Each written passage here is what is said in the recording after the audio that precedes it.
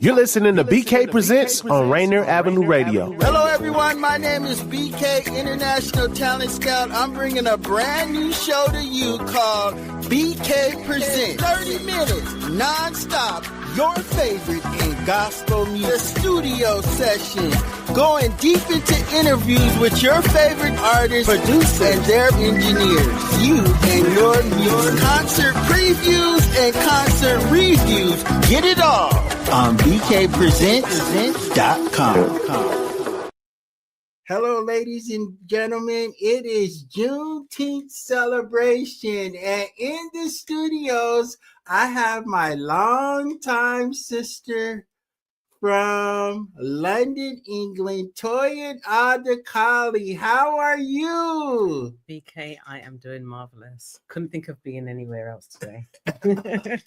Yeah, I want to thank you for taking this last minute request, and we are here in the studios with Daniel. We don't want to waste any time. Let's talk about how you started doing your reggae music in London, making the 45. Wow. You hit it on the spot, making the 45s, because that's how we did it back then. Well, I was 15 years old. Walking down the street. I had no intentions, by the way, of being a singer. That was not in my plan. I didn't see that. And I was just... What did you want to be? Truthfully? A doctor. Oh, wow. That's what I wanted to do. I loved medicine. I loved biology and everything about the human body. So that's really what I wanted to do. I wanted to be a doctor. What made you lean more toward doing music? So the band that I started off with, the Instigators, where I had my first number one, walking down the street, and I was just singing a song. Actually, remember Hello Stranger, the original? Yes. Singing that, and they're like, oh, you could sing. You should join our band. I'm like, okay. That was like probably on a Wednesday. I think Friday or following week, we had our first gig. Well, my first show with them. And that feeling, performing, was awesome. Had 3 encores. Second show, nobody clapped. If they had booed, it wouldn't have been any worse. Right. But I realized if I could have sang to them, I could sing to anybody, and then began the journey. What was it like recording your first 45? It was an amazing feeling because back then I had the privilege of working out of the Easy Street Studios, which was it's like the house of reggae music for the UK. And then I had some cream guests in the studio at the time. So there's a legend by the name of Fat Man Hi-Fi. He was a sound system, a sound man. He was like a father figure. He brought me into the business. But I had Sugar Minott was present. I think Bunny Lee. These were like legends in reggae music from Jamaica that were in the studio with me. So it was quite an experience. And then watching the process, we recorded on 2-inch tapes then. Oh, 2-inch tapes. Yep, with the 24 track mix. Oh, you were old school. I started from the bottom, now we're here. Okay, let's talk about you winning some awards as a reggae artist. Yeah. You were like one of the youngest female reggae artists to win an award? Well, to be honest, the genre of reggae music we were doing was called Lovers Rock, and that's very much a British genre of reggae. And most of my peers, we were my age, we were teenagers when we came into the business. So yeah, there were awards. One, I had quite a few number ones consecutively. And the awards part, back then, it had meaning, to be recognized amongst your peers. Awards for me today kind of land differently. I'm really grateful for the acknowledgement, and I think I've got a lot more awards now than back then. I had more hits, not so many rewards, but today I'm grateful for the acknowledgement, don't get me wrong, but I'm on a different mission now. So it's not about getting the rewards, the awards, or even getting a number one. I mean, if I only sell a few units, but I change lives in that process, Now, those are the awards that I'm seeking. Oh, wow. Okay, we're going to switch gears now, and we're going to talk to you about being a part of a world famous band, and they go by the name of Boney M. Wow. Yes. Give us the short version of Boney M. The short version, Boney M, well, Juneteenth probably be an appropriate time to mention. Boney M were like the Black ABBA of the world, and they're famous all over the world except for America. The communities that they're known for, though, in America would be like the Russian community, the Polish, the Indian, the Asian. I mean, everything but America. So if you've got pockets of communities here, the Kenyan community, they know Boney M music. But yeah, I sang with them for 13 years with my dear sister, who is still very much in touch, still very close, Maisie Williams. She's one of the original members. And they were the equivalent of ABBA around the world. Wow. Did you ever meet ABBA over there, or? No. Did we? No, I didn't. They probably toured with them prior to me joining them. I joined them in 1991. Okay, and you guys sang in Russia, right? Toured Russia frequently. 13 years of going back and forth to Russia. I was happy not to go again, but spasiba Ruski, they were good to us. Boney M were one of the first bands to open up the wall, if I should say, for Western entertainers. So Boney M were actually the first Western popular act to go into Russia, and so they made way for the likes of Tina Turner, Michael Jackson, Diana Ross. That all of the names that followed came after Boney M. Boney M really did open up the doors. Wow. Okay, we're gonna switch gears. Let's talk about your new single called Restoration. How were you motivated to write this song, record this song, and then after you talk about that, we'll see Restoration on video. Oh, yes, a video like none I've ever done before. So Restoration, I just went back to the UK, and the producer, Gary Digitech, he's actually another famous reggae producer, predominantly reggae, because this is not a reggae genre that we've done. Oh, okay. And he said to me, look, you're in town. Can we, obviously he sent me some tracks that I liked, can we do some recording? I headed down, and normally I'd have written something. I hadn't got anything. I didn't even have anything to mind, but this word restoration kept on resting on me. So when I got to the studio, it's like, I haven't got anything yet, but I'll have something. I prayed. The truth is, I prayed and I said, God, I need you to intercede in this song, be a part of it, because I don't really have anything. And then I went into the booth, started to sing, and what you hear is what came out. It's my prayer, really. Restoration, just wanting to bring back, I've gone through a season of loss, especially over the last 5 years, losing my son, losing my mom, my godmother, health issues, having surgery. So lots of challenges. And within 2 hours, I kid you not, wrote the song, did the backing vocals, the lead vocals. Oh, you did your own backing vocals. Most of the time, 90%, if not 95% of the time, I do my own BVs. I do vocal arrangements, so that's my passion. I love doing that. Oh, okay.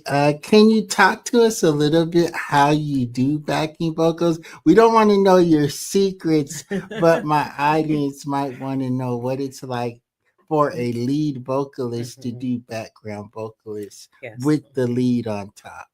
So I'll do a guide vocal, I'll do a rough vocal, and if I don't have the words, I'll have a melody first for the lead vocal, put that on one track. So recording is like having a freeway with lots of lanes, putting different vehicles in each lane. So once I've done the lead vocal, the guide vocal, they'll open up another track, and then I'll do a harmony. I'll stack that harmony, and then once that's okay, I'll do another track and another track, all within the same recording with these lanes. Oh, wow. stack my harmonies, and then I'll come back to doing my lead vocal, because now I've got that blanket, that cushion of backing vocals underneath, and that just lifts me some more, and then I'll do my lead vocals. Oh, wow. I think Gary Wyatt does the same thing. Yeah, probably. I mean, for those who do, and some people, not all lead vocalists can do harmonies, because that's another, it's another skill set. But for those who can, and even if you're not very good at doing harmonies, if you've got an engineer, they can help you. If you've got a musician present, they can help you find the keys. When I write songs, I actually hear the harmonies before I hear anything else. I've got the whole structure of the song already in my head. Wow. And I can't wait to get it out. Wow. So we're going to have Daniel play the video Restoration, and then we'll talk about what's next with Toyin Adekale and the Restoration single. Thank you, Daniel.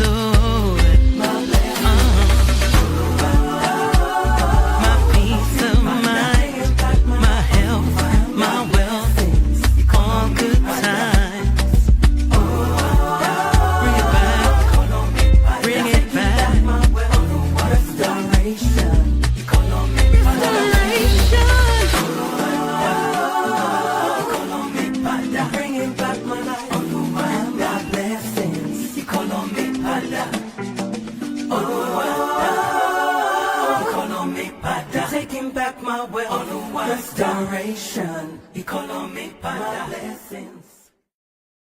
Wow. Restoration by Toyin Adekale. Toyin, we just watched this video. Tell us what is going on the inside of you just watching it with me. You know, I'm really, I'm even blown away by the video. I ain't gonna lie. The producer of the video, Stevie Eagley, a great friend of mine, he knows my story, he knows my life, and even the things I haven't told him. So he really brings to light that journey of, it's like a riches to rags to riches. Just going through loss, some of the transitions. You know, people think about restoration, it's not just financial. As I said, of course, I lost my son. That was a major thing. But people lose relationships. They lose their peace of mind. They lose faith. So when I'm talking about restoration, I'm hoping that people pick up from the video not just my story and my journey of loss, but that they can see for themselves if they've lost in love, in a relationship, that too can be restored. Just name it, claim it, declare it, you know, thank God for it. If it is resources, even if it's loss of life, of course, you can't bring back the dead, but to try and regain your peace of mind, because, you know, grieving and bereavement is, it's a lifelong journey, but it's not the end of the journey. It's how you walk that journey. So, I mean, this is one of the best songs in terms of how I feel about it and videos that I've ever done. Yeah, I mean, I haven't seen you in a while. Yeah. And then the pandemic separated so many people. Yes. This has to be one of the most magnificent videos. I've seen some of your other work. You've allowed me to actually watch you do some of your other work, but this production is kind of like out of this world. Stevie is he is the best. I tend not to go anywhere else when it comes to my visuals and how, because he knows me, so he knows how to present me and he knows what to bring out of me, even down to the colors and, you know, the choices of what I'm going to wear. And, you know, as a man, people don't think about those things sometimes. Right. But, him and also my daughter. My daughter did the artwork for the sleeve. She just did a quick thing for me. She does that kind of stuff as well. She does graphic design, and because it was a lot closer, it wasn't the big production team. This was very intimate. In the past, there's, you know, probably sometimes a whole lot of influence, but this was a lot more intimate. So the story that you're seeing is the truth. You know, it just seemed like it walked you. From my perspective, it was like walking you through all the things that you've been through and all the things that you experienced. Yeah. It was just like so amazing. You were mentioning your daughter, and you and your daughter now do a podcast. Would you like to talk about the podcast that you and your daughter are doing? Yeah, so we have a podcast called This Wasn't in the Manual. And we've covered subjects. So we're doing it from a generation versus generation thing. So my daughter being a millennial, or just before millennial, and then, you know, my generation. So we've been talking about parenting because there wasn't a manual for that. And I learned things from my daughter. You know, our generation, the generation before, kids were seen and not heard. We didn't have much of an opinion. When we were going through trauma and life experiences, I don't think we had the open door to talk to our parents in any depth about it. You know, we went through in silence. But this podcast has really not just helped us, but it seems like it's helping other people, mothers and daughters, fathers and sons, fathers and daughters, mothers and sons, to open up to conversation. We talk about relationships, dating in my generation versus dating now. And one of our fun series, I can't remember what episode it was. I think it was episode 5. We had a discussion about social media. Oh, wow. And one of the things she taught me, well, people have to watch it to see this, and it's an organic discussion. So by that, I mean, there's no filters. If we butt heads, you're going to see us butt heads on camera. Oh, wow. But there's respect. But, it's just a very honest and open discussion about our two different views of the world, life, relationships, economics, social media, parenting, bereavement, you name it. I'm really enjoying it. We've finished season 1 and we're getting ready to do season 2. Oh, that's so good. We're going to keep moving in our interview because we have so much ground to cover. Yeah. Let's talk about you being an author. Oh, yes. Okay, so what book do you want to talk about first? Oh, well, I'll let you take a pick. I mean, so I've got 5 books out there at the moment. Okay, you did a children's book? I did 2 children's books. Okay. So the first children's book was The Crystal City. Yes. The Crystal City is my penmanship is to educate people through entertainment. So it's whether I'm writing a book, singing a song, doing a podcast, it's always about educating and inspiring. So the Crystal City is about a young child who lives in a city where everybody does the same thing every day. It's the same community doing the same things. Safety. And this child has a dream about this Crystal City, which others are aware of, but nobody wants to venture out. Anyway, she takes a bold decision that she's going to go and look for the Crystal City and, enlists a couple of her friends to go with her. And the journey begins.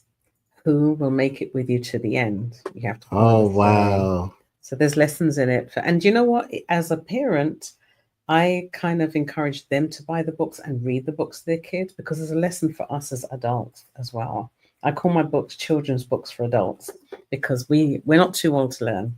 Oh, that's so good. Let's talk about your latest book. What's the title of your latest book? So the last book was My Mind Wide Open. My Mind Wide Open, it's a series. And My Mind Wide Open was written for people like me who don't like to read big books. Wow, see, we might not know that you didn't like to read. So what it is having gone to university, school, spending so much time in classroom and books. And then, of course, as you know, I do real estate as a sideline as well, and contracts and papers. So I'm just reading and reading and reading. I love to write, but I can't take those big, thick novels. But I do like to obtain information. So, and I realized I wasn't the only one. There are some people that they'll be deterred from a big novel. Right. So My Mind Wide Open is 1 page a chapter. And being a creative, I'm a visual learner. So each chapter has an illustration to bring to light the content of the chapter. So it's 31 chapters, an easy read. You can read 1 chapter a day for a month. And it's covering various topics, the things that we're going through. I mean, there's 1 chapter called They Died and Left Me. It's Not Fair. Oh, wow. The chapter called Who Do You Think You're Talking To?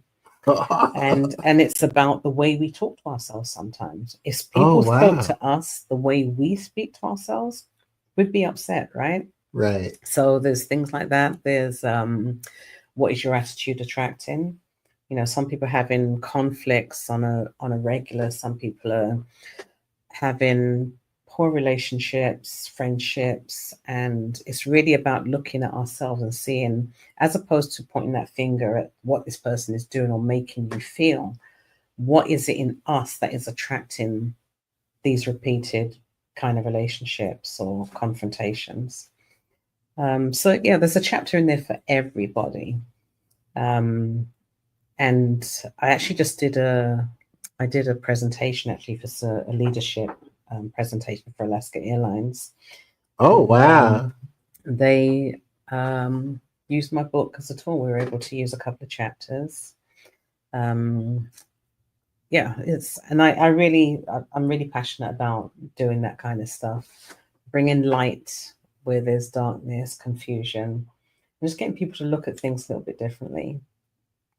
Okay, so we talked about your books. How can people get a copy of your books? So it is available worldwide. Worldwide. Worldwide. I'm actually preparing a package right now to send to Sierra Leone. There's a new school that they're opening. Where is Sierra Leone? Sierra Leone, capital Freetown, is in West Africa. Wow. And that's where my mother is from. My father was from Nigeria. My mother was from Sierra Leone. So though I'm born and raised in London, I am West African descent. Oh, wow. Did you hear that? Say where you're from. Sierra Leone. Oh, wow. And Nigeria. So you're West African. I'm West African, born and raised in London. Wow. You'll find a lot of Black British. We're called Afro-Caribbean. My generation, though born in the UK, if you ask them where they're from, they might say they're born in England, but they'll tell you their ethnic origin first. So, what was it like going from London, UK, and then coming to the States? Ooh. Okay. Okay. Fun thing. Yeah, I actually needed a translation book. I just got the sign that. That's a long story. Okay. Yeah. So I want to thank you for doing this interview. We got to bring you back to talk more.